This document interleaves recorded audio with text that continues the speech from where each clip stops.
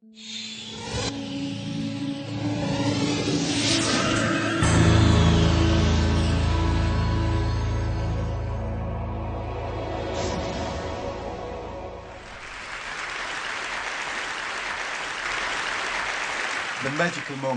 magical moment of conducting, which is you go onto a stage, there's an orchestra sitting, they're all, you know, warming up and doing stuff, and I go on the podium, you know, this little office of a conductor, or rather a cubicle, you know, an open space cubicle with a lot of space, and in front of all that noise, you do a very small gesture, something like this, not very pomp, not very sophisticated, this, and suddenly out of the chaos, order. Noise becomes music. And this is fantastic, and it's so tempting to think that it's all about me. All those great people here, virtuosi, they make noise, they need me to do that. Not really. If it were that, I would just, save you the talk and teach you the gesture. So you could go out to the world and do this in whatever company or whatever you want, and you have perfect harmony. It doesn't work. Let's look at the first video. I hope you'll think it's a good example of harmony, and then speak a little bit about how it comes about.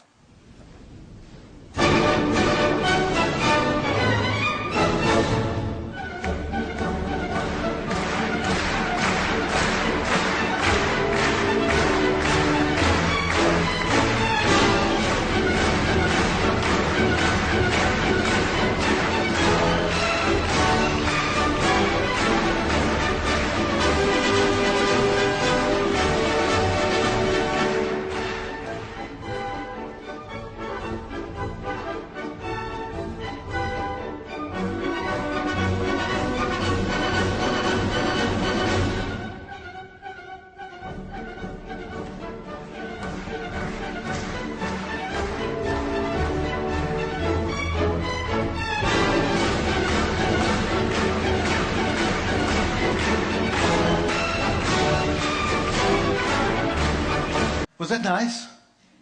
So if that was a sort of a success, now who should we thank for the success? I mean, obviously the orchestra musicians playing beautifully, the Vienna Philharmonic Orchestra. They don't often even look at the conductor. And then you have the clapping audience, yeah, actually taking part in doing the music. You know, Viennese audiences usually don't interfere the music. Yeah? This is the closest to an oriental belly dancing feast that you ever get in Vienna. Yeah? Unlike, for example, in Israel, where audiences cough all the time. Yeah? You know, Arthur Rubinstein, the pianist, used to say that anywhere in the world, people that have the flu, they go to a doctor. In Tel Aviv, they come to my concerts. So that's a sort of a tradition. But Viennese audiences do not do that. But here they go out of the regular just to be part of that, to become part of the orchestra, and that's great. You know, audiences like you, yeah, make the event. But what about the conductor? What can you say the conductor was doing actually? Yeah, he was happy, and I often show this, to senior management. People get annoyed. You come to work. How come you're so happy? Something must be wrong there, yeah? But he's spreading happiness. And I think the important thing is this happiness does not come from only his own story and his joy of the music. The joy is about enabling other people's stories to be heard at the same time. You have the story of the orchestra as a professional body. You have the story of the audience as a community. Yeah? You have the stories of the individuals in the orchestra and in the audience. And then you have other stories, unseen. People who built this wonderful concert hall. Yeah? People who made those, Stradivarius, Amati, all those beautiful instruments. And all those stories are being heard at the same time. This is the true experience of a live concert. That's a reason to go out of home. Yeah? But not all conductors do just that. Let's see somebody else, a great conductor, Riccardo Muti, please.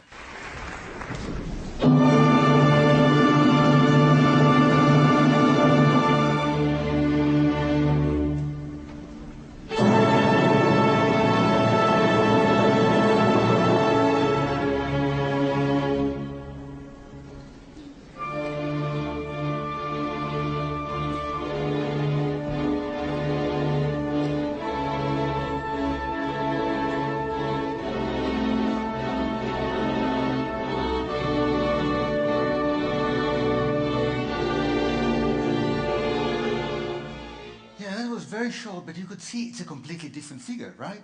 He's awesome, he's so commanding, yeah? So clear. Maybe a little bit over clear.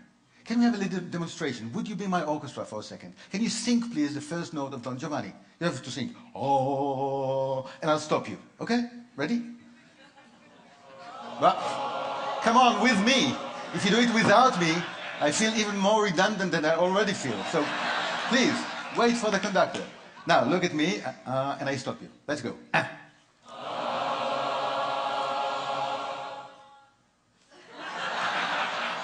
So we'll have a little chat later. But there's a vacancy for a...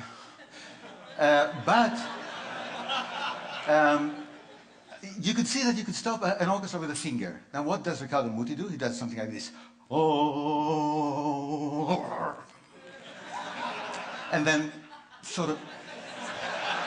So not only the instruction is clear, but also the sanction. What will happen if you don't do what I tell you to do? So, does it work? Yes, it works. To a certain point. When Muti is asked, why do you conduct like this? He says, I'm responsible. Responsible in front of him. Now, he doesn't really mean him. He means Mozart, which is like the third seat from the center. So, he said, if I'm responsible for Mozart, this is going to be the only story to be told. It's Mozart as I, Riccardo Muti, understand it. And you know what happened to Muti?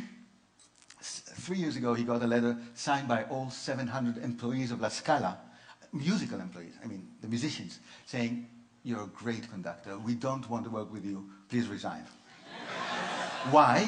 Because you don't let us develop. You're using us as instruments, not as partners, and our joy of music, etc., etc. So he had to resign. Isn't that nice? No, he's a nice guy. He's a really nice guy. But, well, can you do it with less control or with a different kind of control? Let's look at the next conductor, Richard Strauss.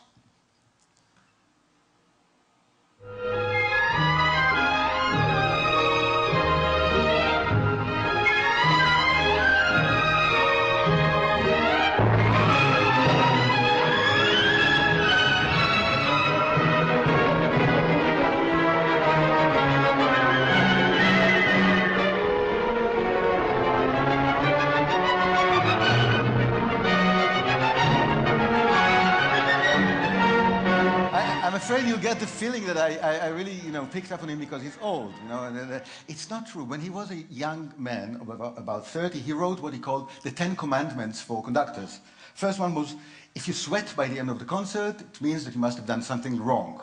That's the first one. The fourth one you like better. It says, never look at the trombones. It only encourages them. So, the whole idea is really to let it happen by itself. Do not interfere. But how does it happen? Did you see him turning pages in the score? Now, either he's senile and doesn't remember his own music because he wrote the music, or he's actually transferring a very strong message to them saying, come on guys, you have to play by the book. So it's not about my story, it's not about your stories, it's only the execution of the rhythm music, no interpretation. Interpretation is the real story of the performer. So no, doesn't want that. That's a different kind of control. Let's see another super conductor, a German superconductor, Herbert von Karajan, please.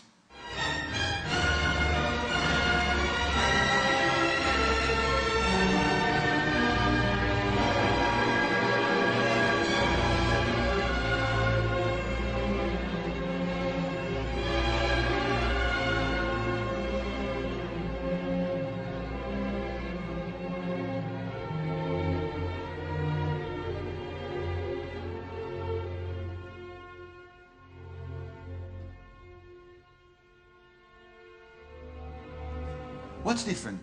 Did you see the eyes? Closed. Did you see the hands? Did you see this kind of movement? Let me conduct you twice. Once like a Muti, and you'll clap. Just once, and then like Karajan. Let's see what happens, okay? Like Muti. Be ready? Because Muti... Okay? Ready? Let's do it. And then.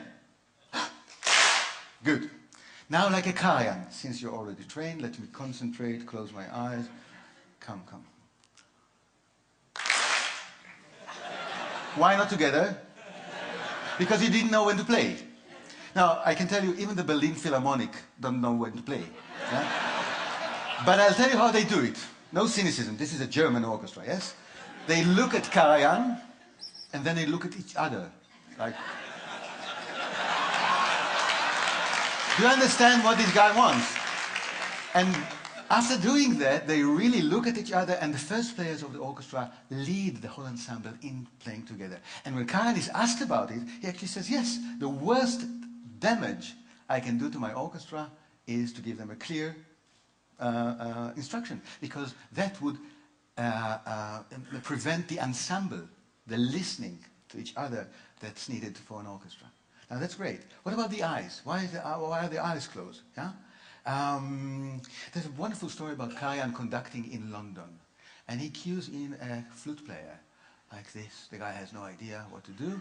So, Maestro, with all due respect, when should I start? What do you think Karajan's reply was?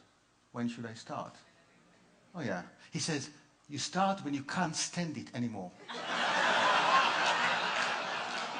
Meaning that you know you have no authority to change anything. It's my music.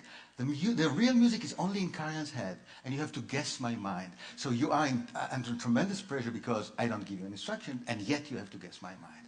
So it's a different kind of a very spiritual, but yet very firm control. Can we do it in another way? Of course we can. Let's go back to the first conductor we've seen. Carlos Kleiber, his name. Next video, please.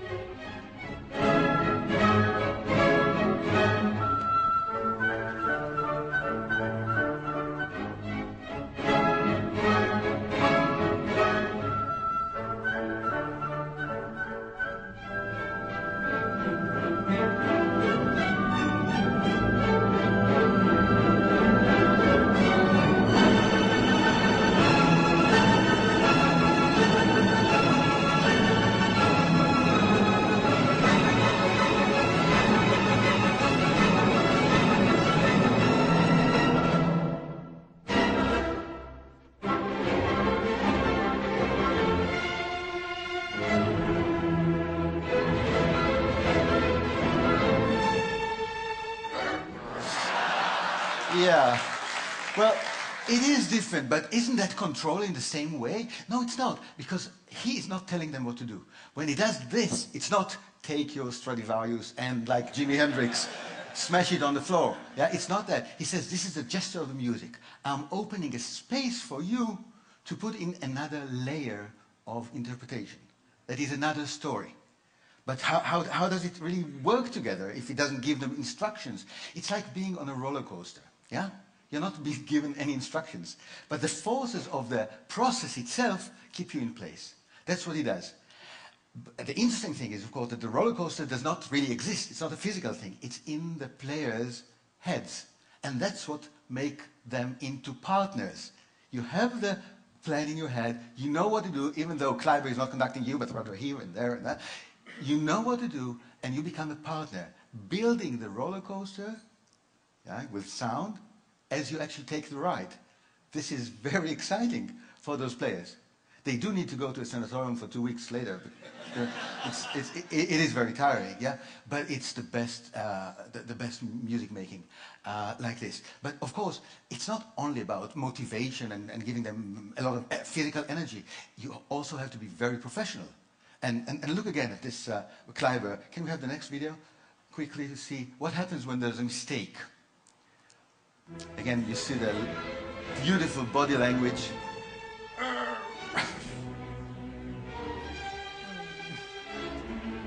And now there's a trumpet player who does something not exactly the way it should be done. Go on with the video. Look. See? Second time for the same player. And now the third time for the same player.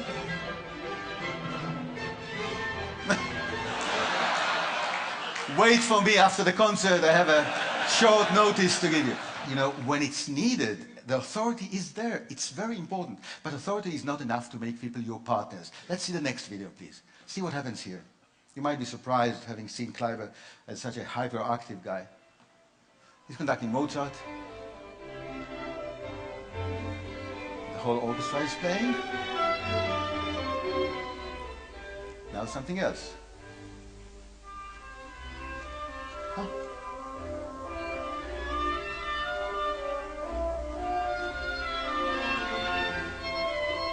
See?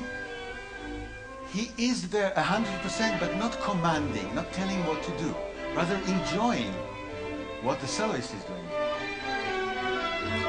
Another solo now. See what you can pick up from this.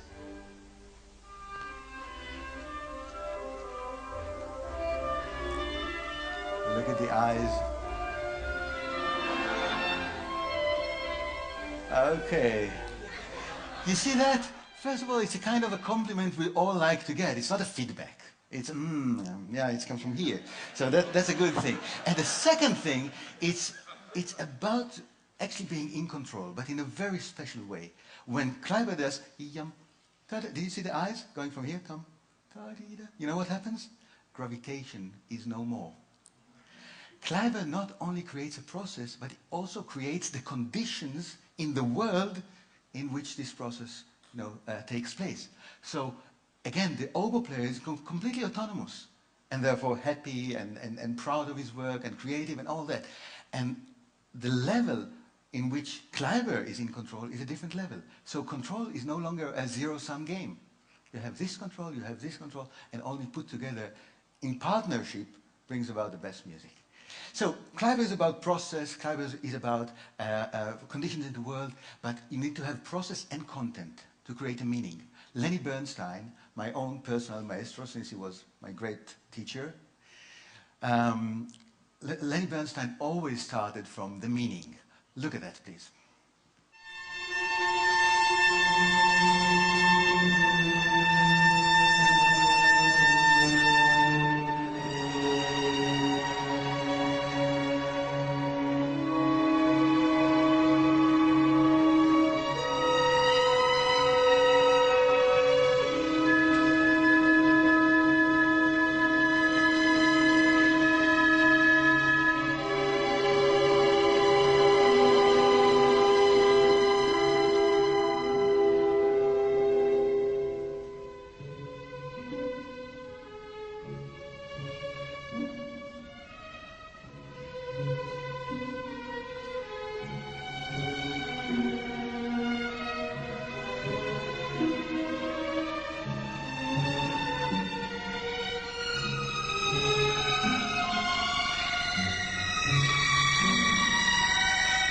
Remember the face of Muti at the beginning? Muti had a wonderful expression, but only one.